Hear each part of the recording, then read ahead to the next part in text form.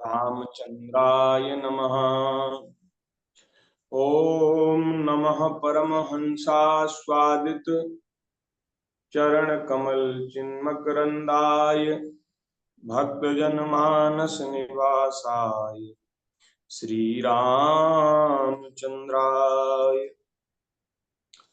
कृष्णाय वासुदेवाय हरे परमात्मने प्रणतक्लेशनाशाय गोविंदाय नमो नमः।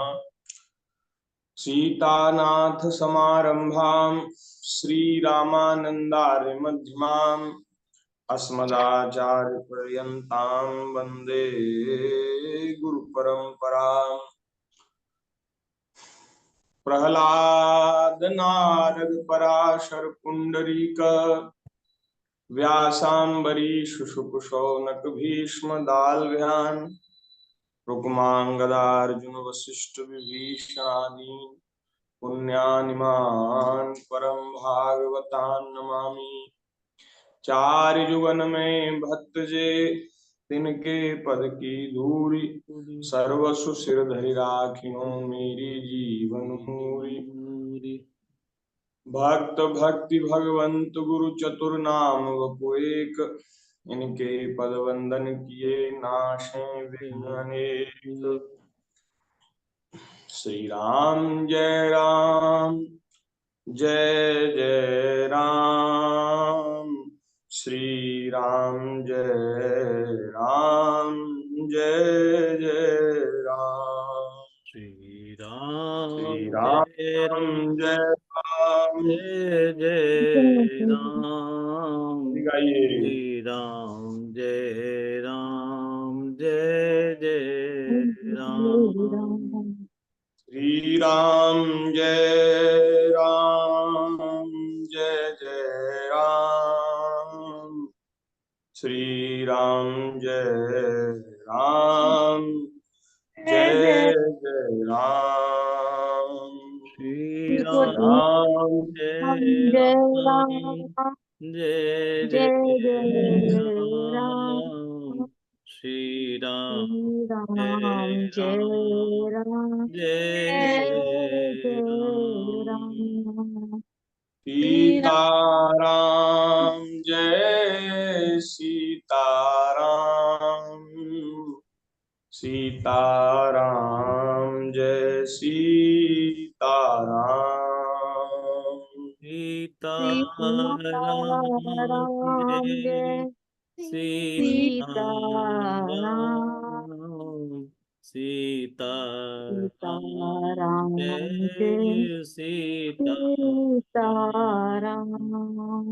राधे श्याम जय राधे श्याम राधे श्याम जय राधे श्याम राधे श्याम जय राधे श्याम राधे श्याम जय राधे श्याम जय गौ माता जय गोपाल भक्त वत्सल दीन दयाल जय गौ माता जय गोपाल भक्त वत्सल दीन दयाल श्री राम जय जय राम श्री राम जय जय राम श्री राम जय जय राम श्री राम जय राम श्री सीतारामचंद्र भगवान की जय। जय श्री वृंदावन बिहारी लाल की जय। जय 84 कोस उस ब्रजमंडल धाम की जय। श्री यमुना महारानी की जय। श्री वृंदावन धाम की जय। श्री गिरिराज महाराज की जय। श्रीमद्भागवत महापुराण की जय। श्री सुखदेव जी महाराज की जय। श्री सद्गुरुदेव भगवान की जय। सब संत हरि भक्तन की जय। सत्य सनातन धर्म की जय। गौ माता की जय। जय जय श्री राधे श्याम। जय जय श्री सीताराम। हर हर महादेव। श्री वृंदावन बिहारी लाल की जय। नारायण नारायण नारायण।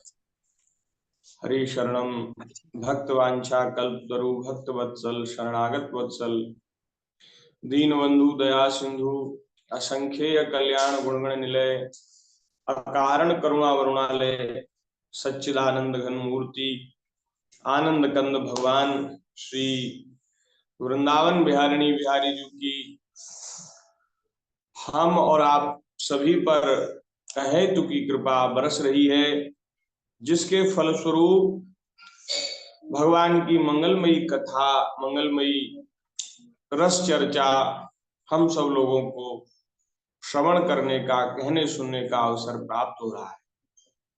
विज्ञान के सदुपयोग से दूर दूर बैठकर अपने घरों में ही हम इस सत्संग का लाभ ले रहे हैं और खूब महाराज कई महीनों से चल रहा है, खूब हम उसमें आनंद और सुख का अनुभव कर रहे हैं। बड़ी कृपा ठाकुर जी की। आनंद का वाणी से वर्णन नहीं किया जा सकता, ये वाणी का विषय नहीं है। बहुत सुख है, बहुत आनंद है, बड़ी कृपा है। तो कल हम लोगों ने 9वें स्कंद में 18वें अध्याय में ययाति के चरित्र का, उसमें उनके पुत्र यदु पुरु आदि इनका चरित्र श्रवण किया। 19वें अध्याय में पुरु के जो वंशज हैं, जो आगे राजा हुए हैं, उनका वर्णन है। उसमें दुष्यंत पुत्र भरत का चरित्र है, जो शकुंतला के, दुष्यंत और शकुंतला के पुत्र थे। बड़े प्रतापी बड़े सूरवीर राजा हुए भरत, उनका चरित्र है। तो वह सब आप लोगों ने श्रवण कर ही लिया है। आगे 21वें अध्याय में, ये 20वें अध्याय में दुष्यंत जी का चरित्र है और 19वें अध्याय की हम कथा सुन चुके हैं। तो 20वें अध्याय की चर्चा न करके 21वें अध्याय में भरत के वंश में राजा रंतिदेव की कथा है। ये जो रंतिदेव हैं, ये बड़े भगवान के भक्त हुए। तो इनके चरित्र की एक बात हमें बहुत अच्छी लगती है, उसको कह करके फिर हम आगे बढ़ेंगे। श्री सुखदेव जी महाराज परीक्षित जी से कह रहे हैं कि हे परीक्षित, भरत के वंश में संकृति नाम के एक राजा हुए। इनके 2 पुत्र हुए, गुरु और रंतिदेव। परीक्षित, इन रंतिदेव का निर्मल यश इस लोक और परलोक में सब जगह गाया जाता है। रंतिदेव आकाश के समान बिना ही उद्योग के ही दैववश प्राप्त वस्तु का भोग करते और दिनों दिन उनकी पूंजी घटती जाती। जो कुछ मिल जाता उसे भी दे डालते और स्वयं भूखे रहते।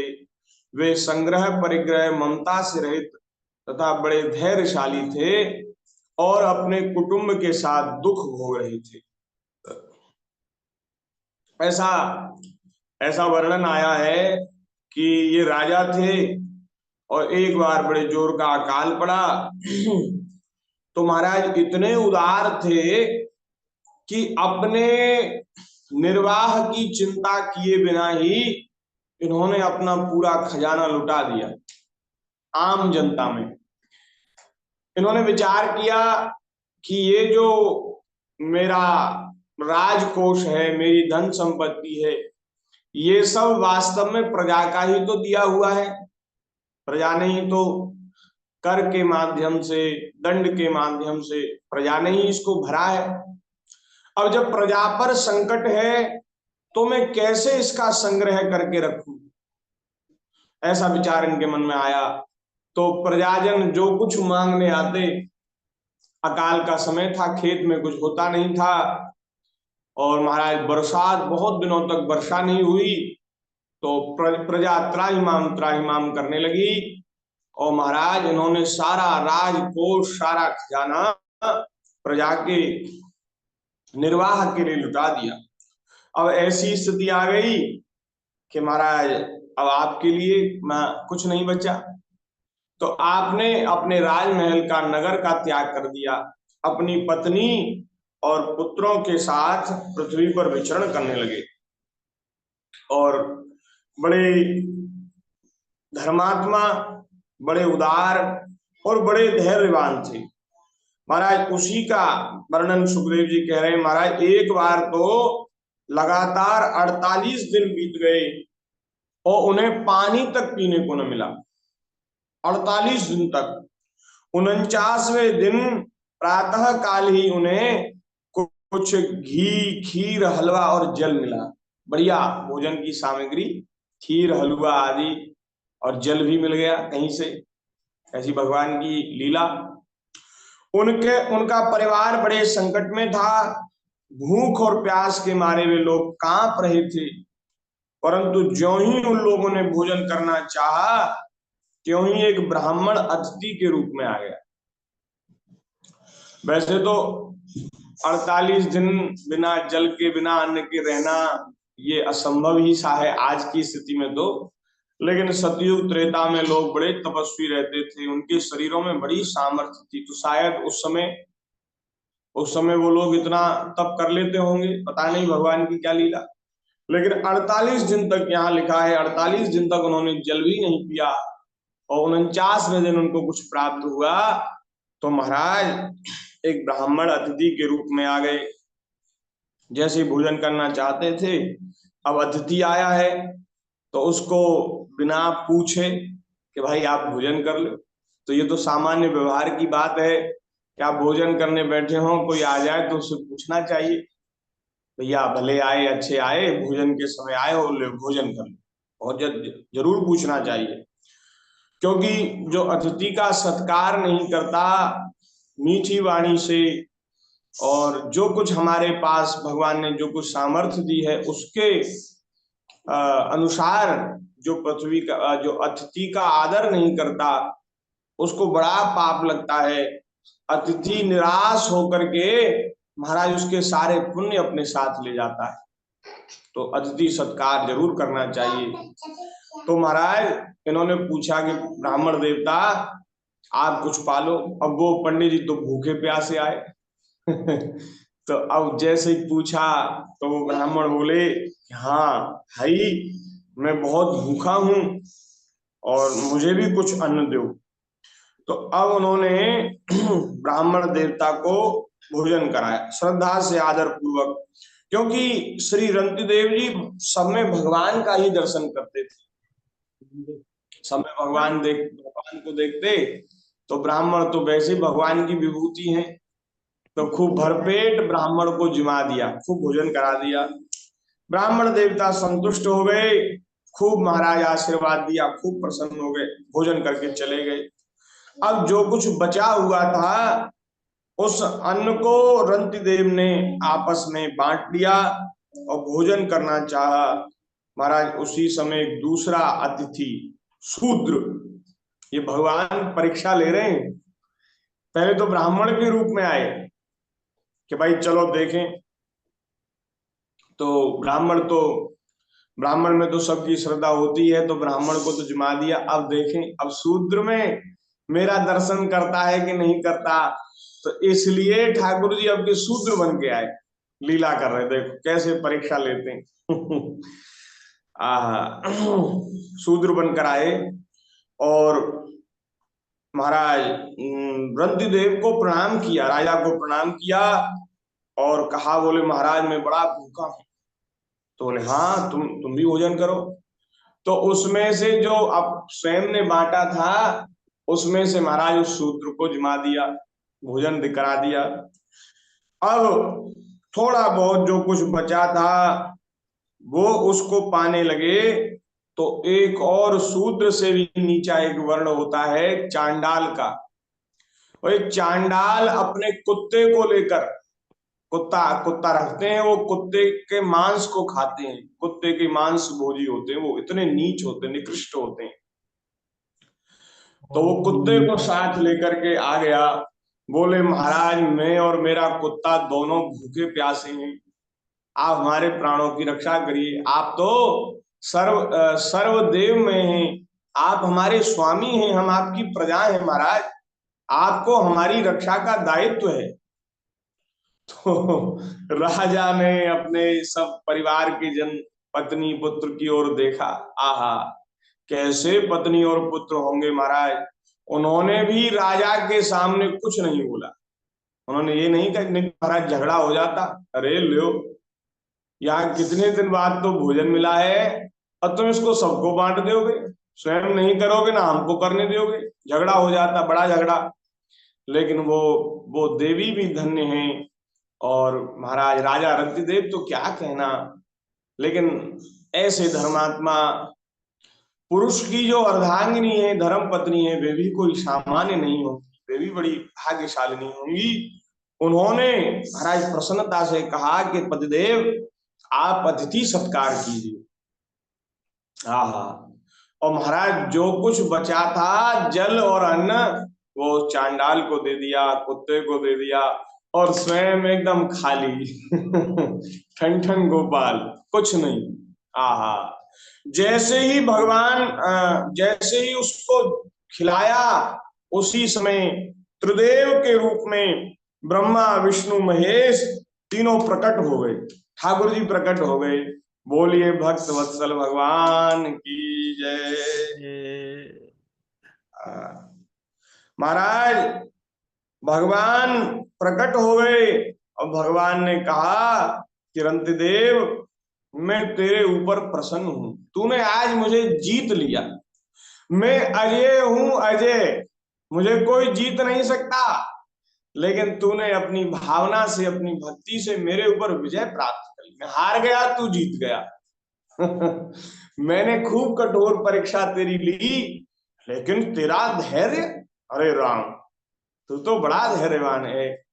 आहा, तेरे तेरे हृदय में प्राणी मात्र के प्रति कितनी दया है, कितनी सेवा का भाव है। बोले ऐसी दया किसी के हृदय में हो तो भैया दया धर्म को मूल है, पाप मूल अभिमान, धर्म का मूल है दया। मनुष्य धर्म करता है तो दया के वशीभूत होकर के ही करता है। हम लोगों को दया आ जाती है, अरे दुखी हैं, दीनहीन हैं और बेचारे बड़े दुख पा रहे, लाओ इनकी कुछ सेवा कर। तो धर्म का कार्य दया से ही होता है, बिना दया के, बिना श्रद्धा के नहीं होता। और जिनके हृदय में अगाध अपार दया भरी है वे तो सामान्य पुरुष नहीं है, वे तो महापुरुष हैं। कहां तक कहें, वे साक्षात भगवान के ही स्वरूप हैं। तो बोले तुम में और मुझ में कोई भेद नहीं, मेरा भी नाम दया सिंधु है और तू भी बड़ा दयालु है। तो अब तो भैया तू मेरे साथ चल, मैं तुझे अपने धाम ले जाऊंगा, चलो। वहां ऐसा संसार के जैसा अकाल वकाल कुछ नहीं है, वहां तो भूख प्यास ही नहीं है महाराज। ठाकुर जी के धाम में भूख लगती न प्यास लगती।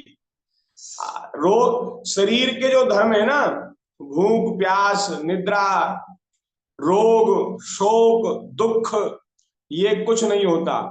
वहां माता जी कभी सिर में दर्द भी नहीं होता, बुखार और ये बीमारी डायबिटीज और ये तो कुछ है ही नहीं, सिर में भी दर्द नहीं होता। तो भैया चलो ठाकुर जी के धाम चलो, यहाँ क्या रखा है, कुछ नहीं है यहाँ, बेकार सब दुनिया। हाँ, अपना बोरिया बिस्तर समेट लो। भगवान के धाम चलना है, चल चल रे हंसा राम सिंधु में चल रहे। क्या रखा है यहाँ, कीचड़ है कीचड़, कीड़े पड़े हुए हैं कीच में, और उस कीचड़ के दलदल में हम लोग फंसे हैं और यहां से निकलना नहीं चाहते। देखो कैसी भगवान की माया, यहां से निकलना नहीं चाहते। लेकिन यहाँ कुछ नहीं है, भगवान के धाम में चला। अच्छा, ठाकुर जी बोले भाई तूने मुझे जीत लिया, अब तू कुछ मुझसे मांग ले। मैंने तेरी सब प्रकार से परीक्षा ले ली, तू मुझसे मांग ले, कोई वरदान मांग। भगवान अनंत देव ने कहा प्रभु मैं तो आपका निष्काम भक्त हूं, कुछ नहीं चाहता। मैं तो जो धर्म कर्म करता हूं उसका कुछ भी फल नहीं चाहता, कुछ नहीं मांगता आपसे, तो मैं कैसे मांगू। बोले तू नहीं मांगेगा तो मुझे संतोष नहीं होगा, मेरी संतोष के लिए मांग ले। अच्छा, आपको देने की इतनी इच्छा है, इतना ही आपको देने का उत्साह है, तो आप मुझे वरदान दीजिए। इतना बढ़िया श्लोक है महाराज, क्या कहना। बहुत एकदम लिखवा दिया जाए और इसको इसको बार बार पढ़ा जाए, बार बार सुना जाए, इतना बढ़िया श्लोक है, मुझे बहुत अच्छा लगता है। श्री रंति देव जी कह रहे हैं, न कामये हम गतिमीश्वरात् पराम् अष्टर्धियुक्ता अपुनर्भवं वा आरतिं प्रपद्ये खिल देह भाजाम् अन्तः स्थितो येन भवन्त्य दुःखा अन्तः स्थितो येन भवन्त्य दुःखा। रंतिदेव कह रहे प्रभु आप कह रहे हैं मेरे साथ चल। बोले मुझे आपके साथ जाने की इच्छा नहीं है। आप मुझसे वरदान मांगने के लिए कह रहे हैं तो मैं कह रहा हूं आपसे, नहीं तो आप ले जाते तो ले जाते अपने साथ। लेकिन आपने कहा कि तेरी क्या इच्छा है, तू क्या चाहता है, तो मेरी इच्छा सुन लो। बोले मैं महाराज मोक्ष नहीं चाहता, आठों सिद्धियों से युक्त मैं परम गति नहीं चाहता, मुझे सिद्धियों की चाह नहीं, मैं मोक्ष भी नहीं चाहता। तो क्या चाहते हो भैया, मैं तो तुम्हारे बिना रह नहीं सकता। ठाकुर जी ने कहा मैं तुम्हारे बिना रह नहीं सकता, तुम क्या चाहते हो। बोले प्रभु मैं चाहता हूं संसार में जितने दुखी प्राणी है ना, उन सबके हृदय में मैं स्थित हो जाऊं और उनको दुख न पाना पड़े, उनके बदले उनका सारा दुख मैं पालू, मैं भोग लूं।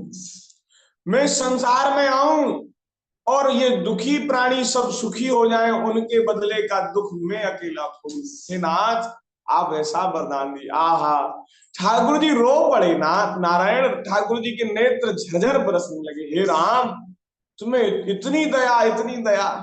ठाकुर जी ने हृदय से लगा लिया। तू तो भैया पृथ्वी के, ये पृथ्वी तेरे योग्य नहीं है, तू यहाँ का है ही नहीं, तू कैसे आ गया है यहाँ, तू यहाँ का नहीं है, तू तो मेरे धाम का वासी है। ऐसी दया, ऐसी करुणा।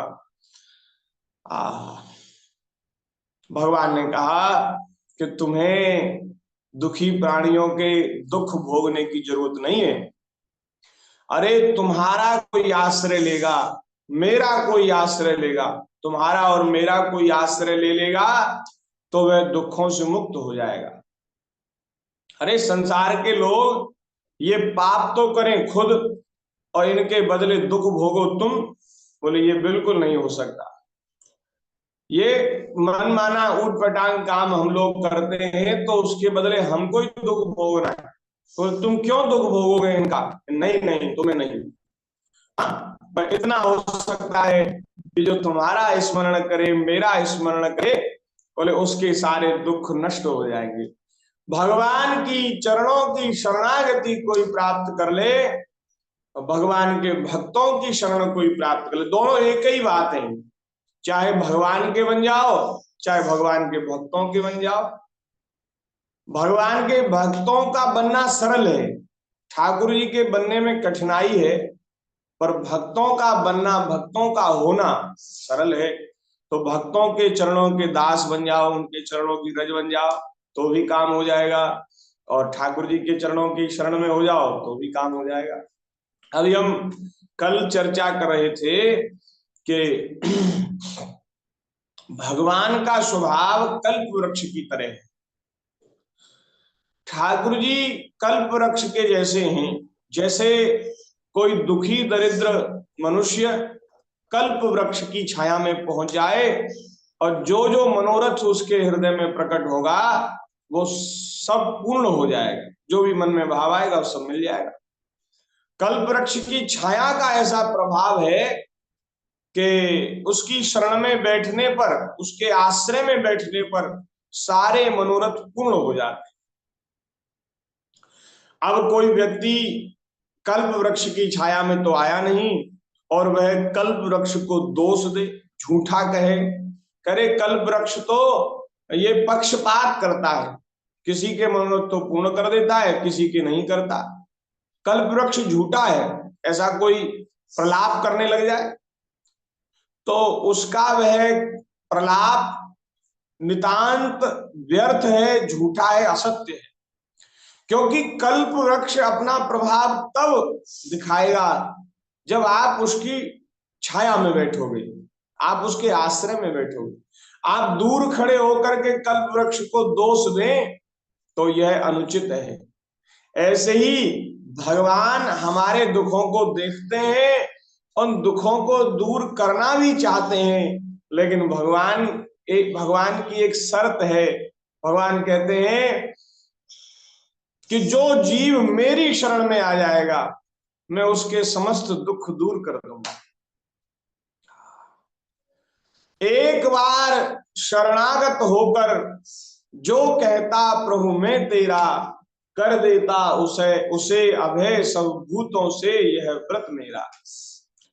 एक बार भगवान की शरण में हो जाए कोई जीव तो भगवान की कृपा करुणा बरस जाती है, भगवान उस जीव के सभी दुखों को दूर कर देते हैं।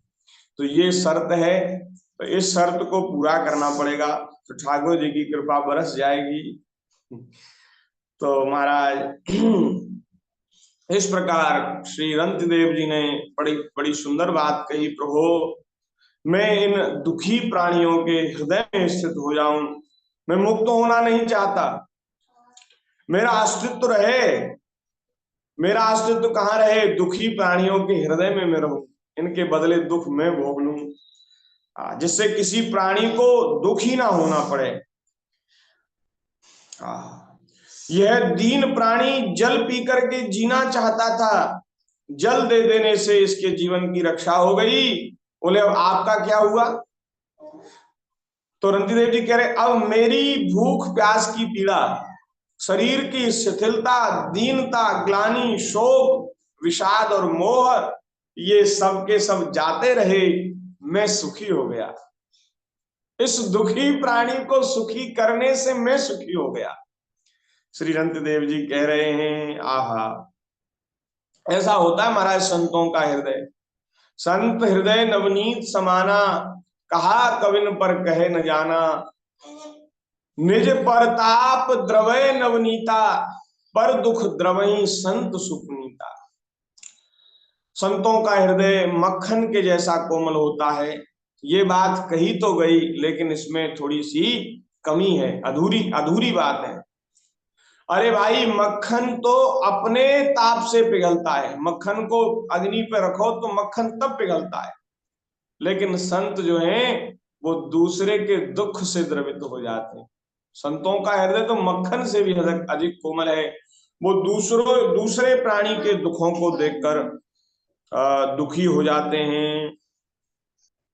इस प्रकार सुखदेव जी महाराज कह रहे हैं, इस प्रकार कहकर श्री रंतिदेव ने बचा हुआ जल चांडाल को दे दिया। यद्यपि जल के बिना वे स्वयं मर रहे थे, फिर भी स्वभाव से ही उनका हृदय इतना करुणापूर्ण था कि वे अपने को रोक ना सके, उनके धैर्य की भी कोई सीमा है। भगवान प्रकट हो गए, अब भगवान से उन्होंने केवल भक्ति भाव मांगा और ये बात मांगी, महाराज ठाकुर जी से रहा नहीं गया, भगवान ने हृदय से लगा लिया, और भगवान ने हृदय से लगाया तो अपना स्वरूप बना लिया। जैसे सिंधु में बिंदु मिल जाए, समुद्र में जल की बूंद मिल जाए तो वो समुद्र बन जाती है। ऐसे भगवान में मिलने के बाद फिर जीव भगवान में हो जाता है, भगवान का स्वरूप बन जाता है। बोलिए भक्त वत्सल भगवान की जय। और महाराज एक और बड़ी विलक्षण बात कही गई है कि श्री रंतिदेव के जितने भी अनुयायी थे, जितने भी रंतिदेव में श्रद्धा रखते थे, उनके आश्रित जन थे, वे भी उनके संग के प्रभाव से योगी हो गए और वे सब भगवान के भक्त बन गए, परम भक्त बन गए। ऐसी होती है हमारे संतों की महिमा। जो संतों का संग कर लेता है, भक्तों का संग कर लेता है, वो भी उसी रंग में रंग जाता है। बोलिए भक्त वत्सल भगवान की जय। अब श्री रंतिदेव जी के वंश में और भी राजा महाराजा हुए, तो उनका वर्णन किया गया है।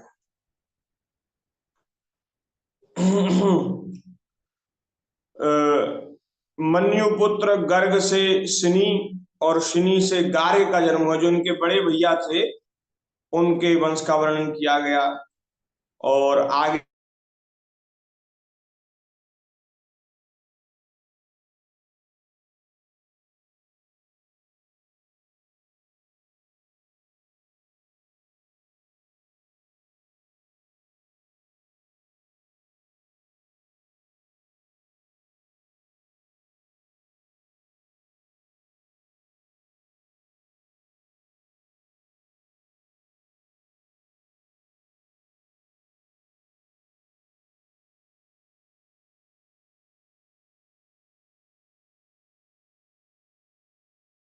का वर्णन करेंगे।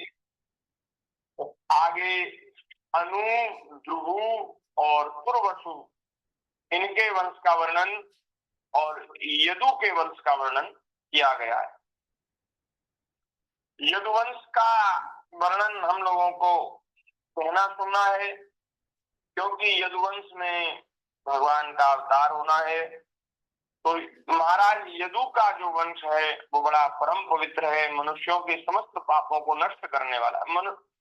यदु के वंश के श्रवण से मनुष्य के समस्त पाप नष्ट हो जाते हैं, क्योंकि सुखदेव जी कह रहे हैं इस वंश में स्वयं श्री कृष्ण भगवान ने, जो साक्षात परब्रह्म है, मनुष्य के से रूप में अवतार लिया था।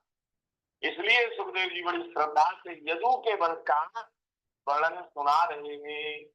बोलिए भक्त वत्सल भगवान की। आप सब लोग भी बड़े प्रेम से श्रवण करें। अब ज्यादा समय नहीं है, ठाकुर जी के अवतार की कथा हम सब लोगों को श्रवण करनी है। यदु के 4 पुत्र थे, सहस्त्रजित, क्रोष्टा, नल और रिपु। सहस्त्रजित से सत्यजित का जन्म हुआ। सत्यजित के 3 पुत्र थे, महा है, वेणु है और है। जो सत्यजित है ना, वो सहस्त्रजित का सत्यजित, तो बड़े बड़े जो पुत्र हैं उनका वर्णन किया जा रहा है। फिर महाराज हेय का धर्म, धर्म का नेत्र, नेत्र का कुंती, कुंती का सोहजी, सोहजी का महिष्मान और महिष्मान का पुत्र भद्रसेन हुआ। भद्रसेन के 2 पुत्र हुए, दुर्मद और धनक।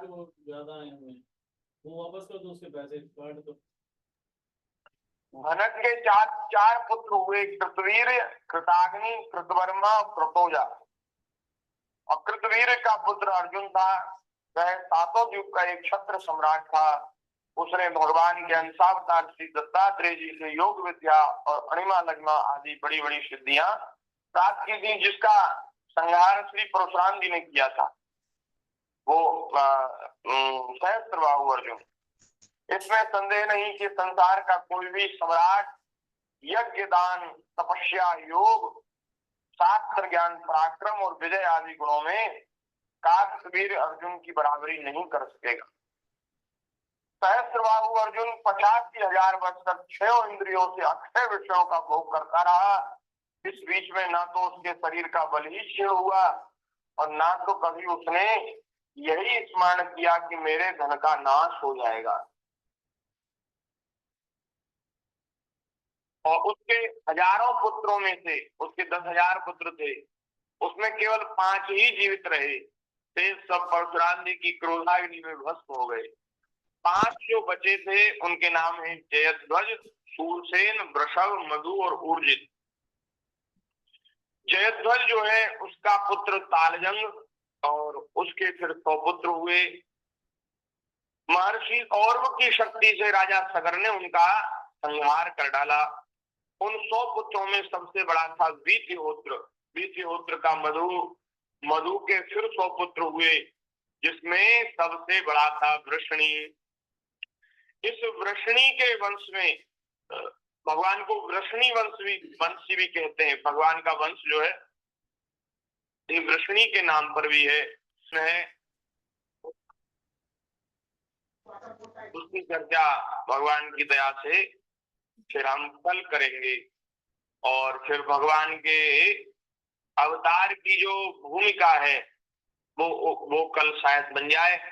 और फिर कल के बाद परसों जैसे होगी भगवान की दया से ठाकुर जी का अवतार, और उसमें फिर खूब बधाई गाएंगे।